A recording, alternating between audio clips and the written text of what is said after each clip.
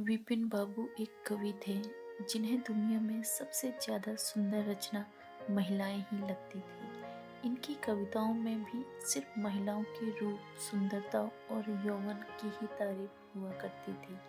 जैसे ही किसी महिला का जिक्र होता तो ये अलग और सुंदर सी कल्पना की दुनिया में चले जाते थे। इन्होंने अपने जीवन में भी एक ऐसी ही सुंदर महिला की कल्पना की थी। विपिन बाबू के मन में था कि उनकी पत्नी फूल सी कोमल, सूरज जैसी चमक, कोयल सी आवाज और सुबह की लाली से शोभित हो।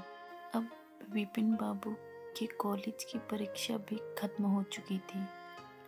विपिन के लिए कई सारे रिश्ते आ रहे थे। एक दिन विपिन के मामा ने उसकी शादी भी तय कर दी। विपिन का मन लड़की देखने का था। उसे देखना था कि जैसी पत्नी की वो कल्पना करता है वो वैसी है या नहीं। विपिन ने मामा से अपनी होने वाली पत्नी को देखने का निवेदन दिया, लेकिन मामा ने उसे कहा कि वो बहुत ही सुंदर है, उन्होंने उसे खुद देखा है। मामा की बातों पर भरोसा करके विपिन ने शादी के लिए हाँ कर दी। शादी का दिन भी आ गया। मंडप के पास बैठा विपिन पत्नी को देखने के लिए उतावला था। होने वाली पत्नी को उसने गहनों से सजा हुआ देखा। चेहरे पर घूंघट, हाथों और पैरों की सुंदर उंगलियां देखकर उसके मन को थोड़ी राहत मिली।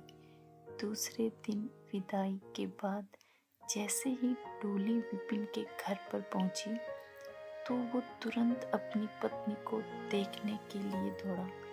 तब उसकी पत्नी पालकी से बाहर घूंघट उठाकर देख रही थी।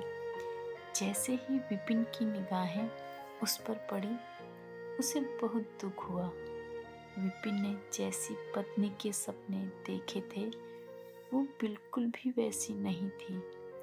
चौड़ा सा मुंह, चपटी नाक, फूले से गाल विपिन को बिल्कुल पसंद नहीं आए। रंग भले ही उजला था, लेकिन उसके अलावा विपिन के सपनों की दुल्हन से वो एकदम अलग थी। विपिन की सारी खुशी गुम हो गई। उसे मामा पर काफी गुस्सा आया, जिन्होंने लड़की की तारीफों के पुल बांधे थे। सबसे पहले उसने मामा से लड़ाई की, उसके बाद ससुराल वालों से और फिर अपने घर वालों से। विपिन के मन में हुआ कि इस महिला के साथ किस तरह से पूरा जीवन बिताऊंगा। इसके साथ पूरा जीवन मुझे कांटों भरा लगेगा। मैं सोच भी नहीं सकता कि ऐसी महिला से मेरी शादी हो गई है। मेरे क्या ख्वाब थे और क्या हो गया। भगवान को मेरे साथ ही ऐसा करना था। फिर उसके मन में हुआ कि शादी मैंने जबरदस्ती तो नहीं की थी। अब इस लड़की को क्या पता था कि पत्नी को लेकर मेरे क्या सपने थे। इसमें इसका क्या दोष है। इस सोच के बाद भी विपिन का दिल उसे स्वीकार करने को तैयार नहीं था।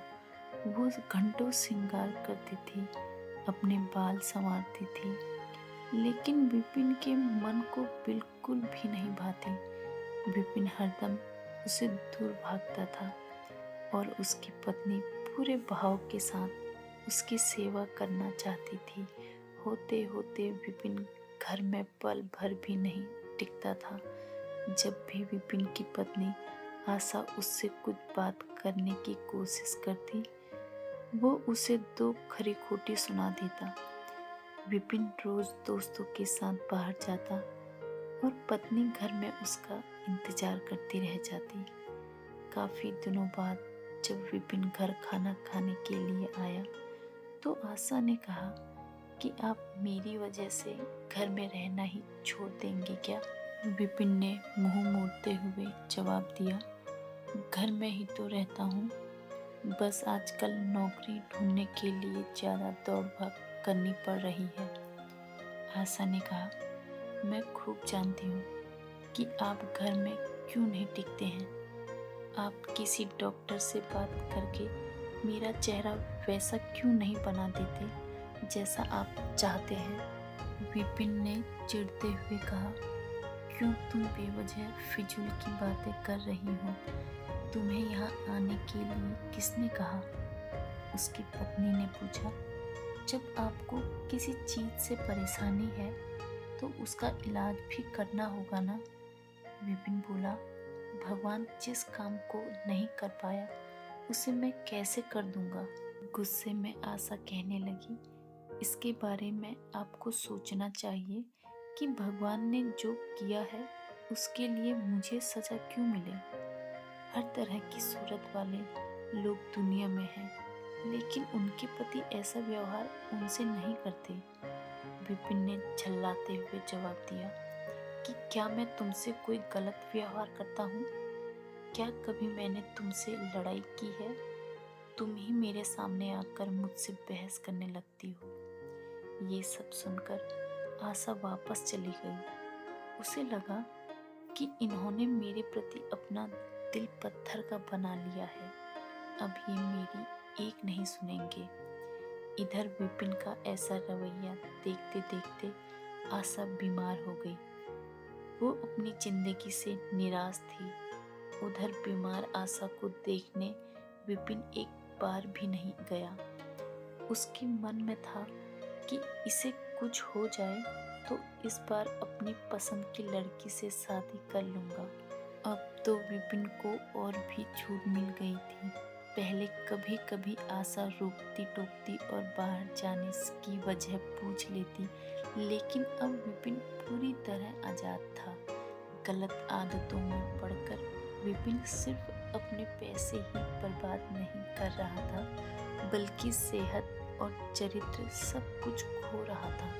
होते होते विपिन का पूरा शरीर पीला और कमजोर पड़ने लगा। शरीर में सिर्फ हड्डियां ही नजर आ रही थी और आंखों के आसपास काले घेरे और गड्ढे पड़ गए थे। अपने चेहरे को देखकर रोज विपिन उसे संवारने की कोशिश करता, लेकिन कुछ हो नहीं पाता। एक दिन महीनों से बीमार पड़ी आशा बरामदे के पास चारपाई पर लेटी थी। उसने विपिन को काफी समय से नहीं देखा था, इसीलिए किसी से विपिन को बुलावा भेजा। आशा के मन में था कि बुलावा तो भेज दिया है, लेकिन वो आएंगे नहीं। आशा का बुलावा मिलने पर आज विपिन पहले की तरह झल्लाया नहीं। वो बिना संकोच किए आज आशा के पास जाकर खड़ा हो गया। जैसे ही आशा ने उसे देखा तो हैरान हो गई। उसने पूछा, क्या आप बीमार हैं? बहुत दुबले हो गए हैं और पहचान में भी नहीं आ रही हैं। विपिन ने कहा, जिंदा रहकर भी अब क्या करना है। आशा ने नाराज होते हुए विपिन का हाथ पकड़कर चारपाई पर बैठा दिया और बोली, दवाई क्यों नहीं करते?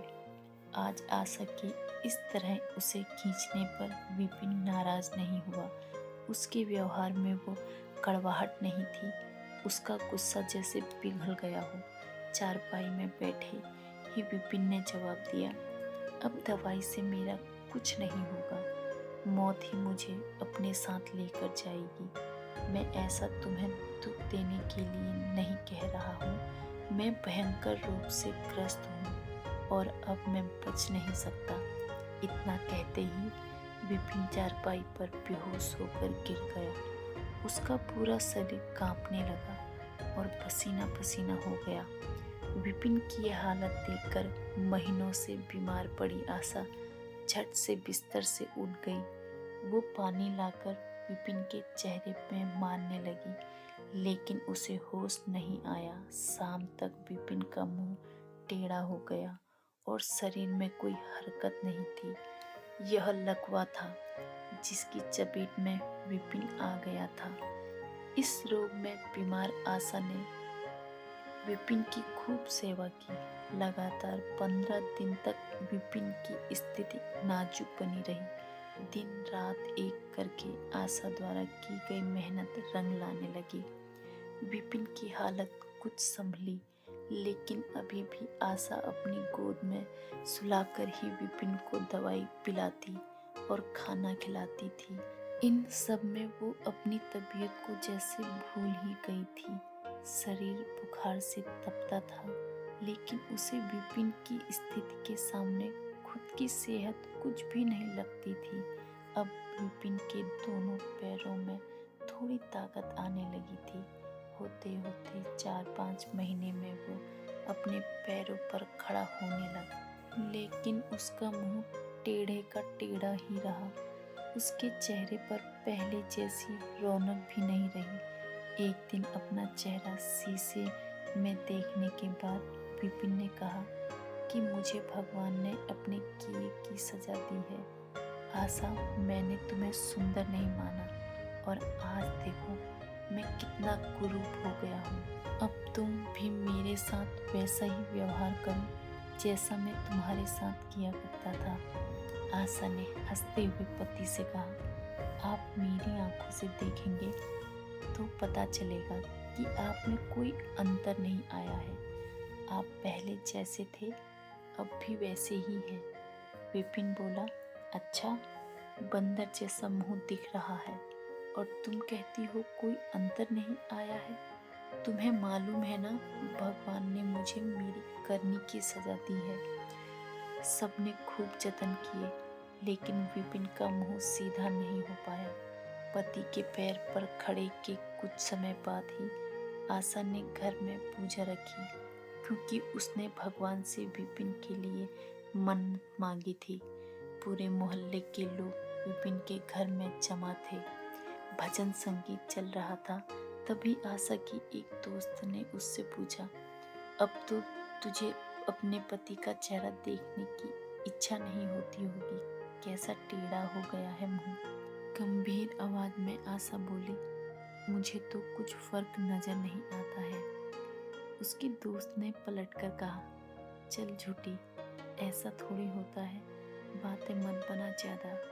फिर आशा कहने लगी, सच कह रही हूँ, मुझे उनकी आत्मा मिली है जो उनके रूप से बढ़कर है और मैं हमेशा उनकी आत्मा को ही देखती हूँ। विपिन कमरे में दोस्त के साथ बैठा था।